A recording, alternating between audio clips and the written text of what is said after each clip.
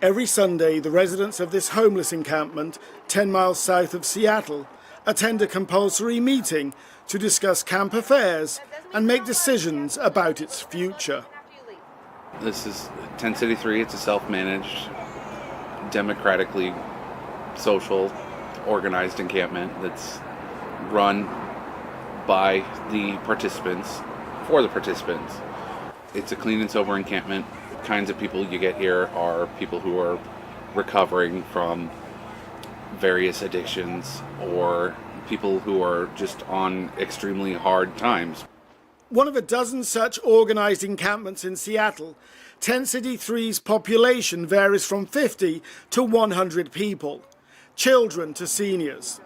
The camp is self-policed and moves its location every 6 months.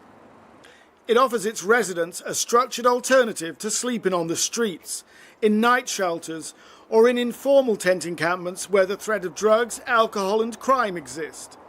It gives those, such as Michael and Carissa Cleveland, a chance to get back on their feet. It helps a lot, really, because honestly, I'm not the most strong-willed, as she could tell you. If there was alcohol just freely flowing, I more than likely would lapse more than I have in the past. It's security for me. It's a tremendous amount of security, and I feel like there's a whole lot of people around me that care. Average rents in Seattle have risen more than 60% in the last 7 years, fueled, many believe, by a tech boom that has seen companies like Amazon bring tens of thousands of new workers to the city.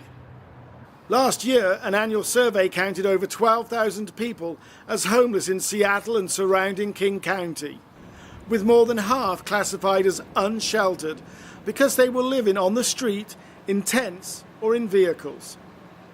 Some remain unconvinced of the value of self-governing tent cities, especially those housing recovering addicts. There are no social workers who come in there. There are no health workers who come in there. The camps are entirely voluntary, and people go to those camps with the understanding that they won't be expected to do anything to get themselves out of the camp. Advocates for the homeless agree that tent cities are just a stopgap measure. The big picture is clear. We need massive investments of local, state, and federal dollars in creating new, deeply affordable, subsidized housing.